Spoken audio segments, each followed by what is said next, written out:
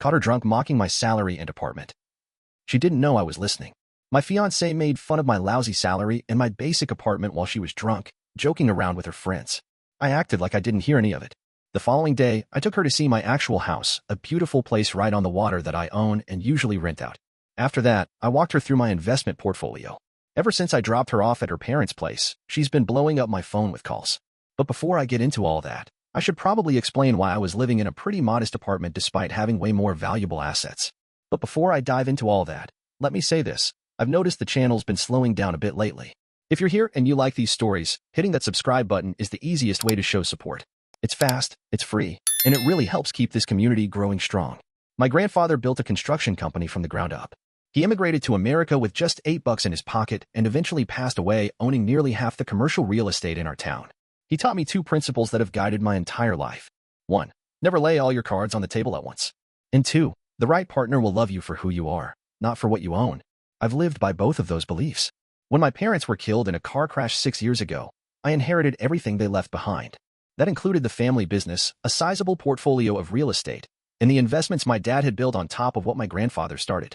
On paper, I'm worth well into 8 figures. But in day-to-day life, I keep that information to myself. I live well, sure, but I don't flaunt it. Instead of driving some flashy sports car, I get around in a 3-year-old Audi. My watch is nice, but not the kind that screams for attention. And the one-bedroom apartment I've been living in for the past 5 years? It's in a decent area, clean, safe, and well-kept, but nothing fancy. My close friends know I'm doing all right, but they don't know just how well. And honestly, that's the way I like it. I met Lauren at a charity gala 2 years ago. She was working for the nonprofit that put it together. She was sharp, driven, and had this quick wit that pulled me in from the moment we started talking. Our first date was just grabbing coffee, then dinner the following week. Everything just moved forward naturally from there. When she finally saw my apartment, she looked a bit surprised but didn't say much at the time. Later, she admitted she'd expected something a bit more upscale. Given that I owned a construction company, I told her I liked keeping things simple and believed in living below my means. She said she respected that, called it refreshingly down to earth. About 8 months ago, I asked her to marry me. She said yes, and we dove into planning a fall wedding. For a while, everything felt like it was falling into place. Then last Saturday night happened. Lauren was having a girls' night at her place. I had plans with my buddies, but they ended up falling through. So I texted her to say I might swing by to say hello. She replied with just a thumbs-up emoji. I got to her building around 10 that night. As I made my way up the stairs, I could already hear them laughing from her third-floor apartment. Her door was cracked open a bit, probably from them going in and out to smoke on the balcony. I was just about to knock when I heard someone mention my name. So what does Ethan actually do all day? Someone asked. It sounded like Brooke, one of Lauren's friends from college. I mean, he says he owns the company, but does he even do any real work? Lauren's voice came through, loose and relaxed, like she'd had a few glasses of wine. Honestly, I don't really know, she laughed. He goes to meetings, visits job sites here and there. But let's be real, his dad built the company, not him. And he lives in that tiny little apartment. Is he just super stingy, or what? Another voice chimed in, Amber, one of her coworkers. God, it's so embarrassing, Lauren added. When he first brought me there, I seriously thought it was a prank. Like he was going to say, just kidding, and take me to his real place. They all cracked up laughing. I mean, what does he even make? Like 80 grand a year? Brooke asked again. He won't give me a straight number. Probably because it's pathetic. Lauren kept going. The company's barely hanging on. The only reason it's still around is because of his dad's old clients. He could sell it, but he's too sentimental. I stood completely still outside the door, frozen. We talked about the business before. I'd always been upfront about running what my dad had built, but I hadn't gone into detail about the numbers. Not because things were shaky, far from it. Since I took over, the company's value had quadrupled. But I wasn't ready to put everything out in the open. They kept going. So why are you marrying him then? Amber asked. You always said you wanted someone financially secure. There was a pause. I held my breath. He's a good guy, Lauren finally said. He's stable. And yeah, the company might have potential if he'd just be more aggressive with it. Plus, his family basically built half the commercial district. I wouldn't be surprised if there's some inheritance or hidden property he's not talking about. So you're counting on him having secret assets? Brooke joked. Not counting on it exactly, Lauren replied. But it wouldn't shock me. And besides, I can help him turn the company into something bigger. He needs someone with actual drive. If you say so, Amber said, clearly doubtful. I couldn't live in that apartment. Like, where would you even have people over? And where are you two going to live after the wedding? We're looking at places, Lauren answered. Lauren said she'd been pushing for a place at Lakeview Terraces. Apparently, I told her it was out of our budget. But she figured once we were married, she'd have a clearer view of the finances. She was confident I was hiding more than I let on. That was the last straw for me. I quietly backed away from her door and left the building without making a sound. I walked around the neighborhood for a while, circling the block a few times, just trying to wrap my head around everything I'd overheard. Eventually, I pulled out my phone and sent her a message.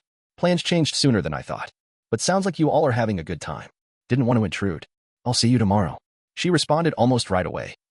Aw man, wish you had come by. See you tomorrow, babe Red Heart. I went back to my so-called embarrassing apartment and made up my mind right then and there. The next morning, just like we'd planned, I picked Lauren up. She thought we were heading out for brunch. She looked a little hungover but was in a cheerful mood. No mention of anything from the night before, of course. There's a change of plans, I told her. I want to show you something before we grab food. She gave me a curious look but didn't question it. 20 minutes later, I pulled into the driveway of a 4,500 square foot waterfront house, floor-to-ceiling windows, a wraparound deck, and a manicured lawn that looked straight out of a magazine. There was a luxury SUV parked out front. Whose house is this? She asked. I was bouncing between the home and the car. One of your clients? Nope, I said casually while typing the gate code. It's mine. I've owned it for about 5 years now. She stared at me, then back at the house, completely thrown. You're joking. You live in a one-bedroom, but you own this. I rented out, I said, pulling up to the garage. A surgeon and his family live here. They're gone this weekend, so I figured it was time to show you.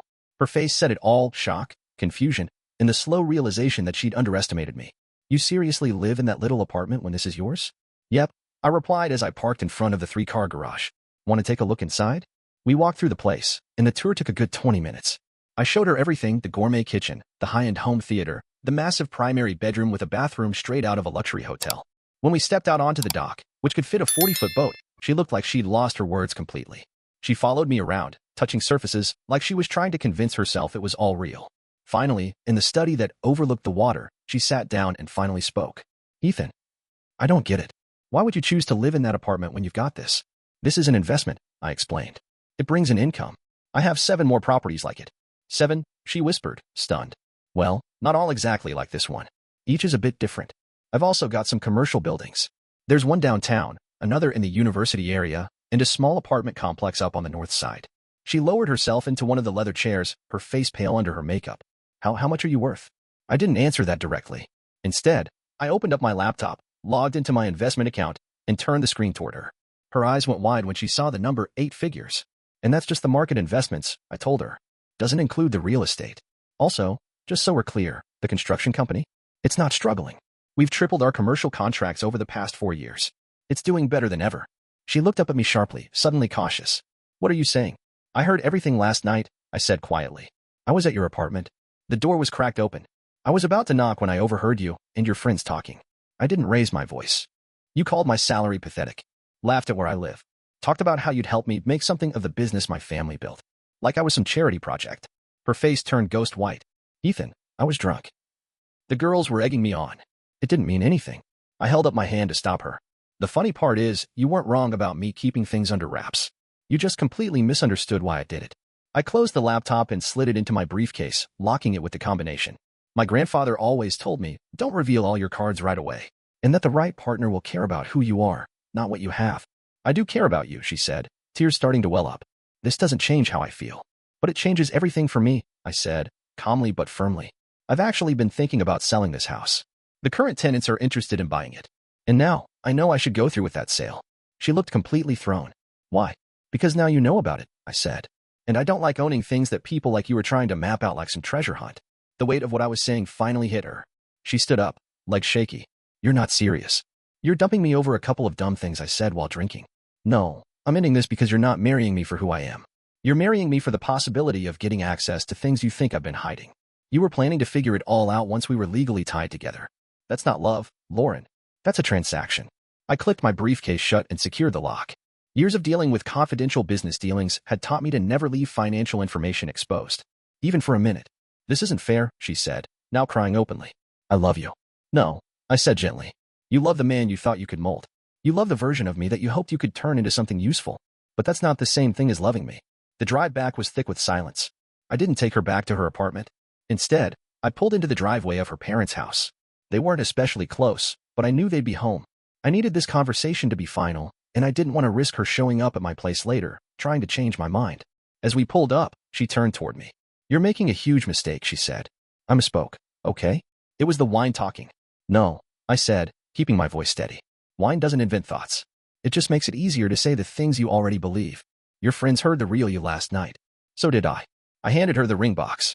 The engagement ring hadn't been on her hand that morning because I'd taken it off the night before while she was sleeping. In its place, I'd left the empty box on her nightstand with a note. We need to talk about our future. She texted me that morning confused, maybe even a little worried, but not panicked. She probably thought I wanted to discuss wedding details. Ethan, please. I'll have your things from my place boxed up and sent here, I said, cutting her off. And anything of mine still at your apartment, just donate it. You can't just. Goodbye, Lauren. That was yesterday. Since then, my phone's been lighting up nonstop, 47 missed calls, 36 texts, emails, voicemails, DMs on every platform we ever shared. I haven't answered a single one. Her messages have followed a script I've seen before. First came the rage. You lied to me. You manipulated me. Then bargaining. We can still fix this. Then the justifications. I only said those things to impress my friends. Now? Desperation. Please, just give me one more chance. She even showed up at my office this morning. My assistant, who knew we'd broken up, but didn't know why, politely told her I was tied up in meetings. She waited in the lobby for 3 hours before security finally walked her out. Part of me feels like I'm being heartless. But the rational side knows I'm doing the right thing. You can't build a marriage on something that was fake from the start. If the foundation's cracked, the whole thing eventually collapses. I've already called the venue and canceled. I've reached out to everyone involved in the wedding planning. Most people have been understanding.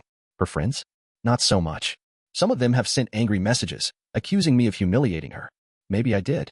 But honestly, she humiliated herself. Last night, I sat out on the deck of the waterfront house, the one the surgeon's family is still renting until next week. I watched the sun dip behind the lake and thought about something my grandfather used to say. The right partner values who you are, not what you have. Lauren failed at test. Completely. This morning, I spoke with a real estate agent. I'm listing my apartment. It's time for a change, not to flaunt money or status, but because there's no longer a reason to keep up the act. The next woman I date? She'll get the full picture, right from the beginning. No filters. No financial test. No guessing games. And yeah, the irony isn't lost on me. Lauren was right about one thing. There was more to my financial situation than I let on. She just had no clue why I kept it hidden. And it sure as hell wasn't for her to access or control. My phone buzzes again, another call from her. I don't even look. I just silence it and go back to staring at the water. Some lessons come with a price. For her, it cost a relationship and a future she never realized was within arm's reach. For me, it cost time and trust. And honestly, I'm still not sure which one of us lost more. This story blew up more than I ever expected. A few clarifications based on some of the responses and comments. Yes, looking back, I probably should have been more open about my finances earlier on. Keeping all of that private for so long? Not exactly fair. I get that. And no, the apartment wasn't some elaborate test. It's where I lived when my parents passed away. I stayed for a lot of reasons, some emotional, some practical. Part of it was just inertia. Part of it was needing privacy. A few people have asked if there were red flags before all this. There might have been. But sometimes, you don't notice the signs until they shout at you. And that night, Lauren shouted loud and clear. Looking back, there were warning signs, small, subtle ones. She always pushed for upscale restaurants. If I suggested something more low-key, she'd make a comment about how I needed to treat myself better. There were remarks about my wardrobe, 2 little jabs masked as helpful advice. And more than once, she told me I needed to be more aggressive in business, despite having no real understanding of our strategy or market. It was never framed as curiosity, just criticism. And no, I'm not saying I want a woman who doesn't care about money. Financial compatibility matters. What I'm looking for is someone who values responsibility, who can have an honest conversation about money without seeing me as an ATM or a fixer-upper project to manage for. To the folks saying I overreacted, maybe. But this wasn't about her disliking my apartment. This was about her openly admitting she planned to marry me partly to access assets she thought I had.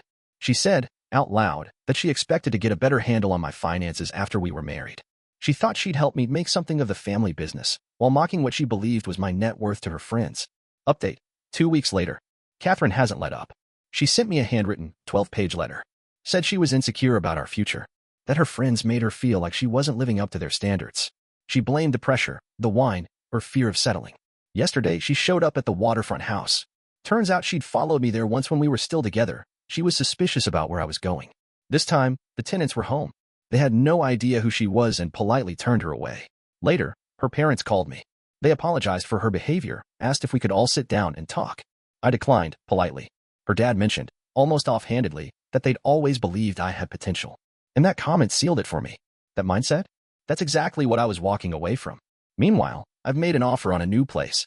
Not flashy, but a solid step up, 3 bedrooms, a view of downtown, walking distance from the office. With the contract pending, I've started packing up the old apartment. Time for a fresh start. I've also begun being more open with friends about my finances. Not throwing numbers around, not bragging. Just being honest.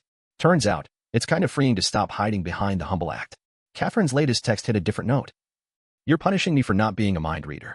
How was I supposed to know your real situation if you were hiding it? I finally responded. It wasn't a test until you failed it. I wasn't hiding wealth. I was waiting to share it with someone who loved me regardless. She hasn't replied. Maybe this time, it finally sank in. Final update, 6 months later. Life's moved on. I closed on the downtown condo 3 months ago. Made a few custom updates, and now it really feels like home. I sold off 2 of my investment properties to fund an expansion for the business. It's growing faster than ever. But more importantly, I've been showing up as myself fully in every relationship since. As for Lauren, she eventually stopped reaching out. I had to get my lawyer involved, just a formal notice through mutual friends. She's dating a doctor now, apparently. And word is she made sure to confirm his income early on. The waterfront house? Still rented by the same surgeon and his family. They decided not to buy, so it remains mine. Sometimes, when it's vacant, I go out there, sit on the deck, and think. Think about what could have been. What almost was. My grandfather would probably say I dodged a bullet. And I think he's right. But even when you dodge one, it still leaves a scar. Not every lesson comes cheap. But it's better to pay that price before you sign a marriage certificate than after. For those asking, yes, I've started dating again. Early days, but promising. On our second date, I gave her a tour of one of my commercial properties. No more masks. No more hiding. If I'm going to build something real this time, it starts with honesty.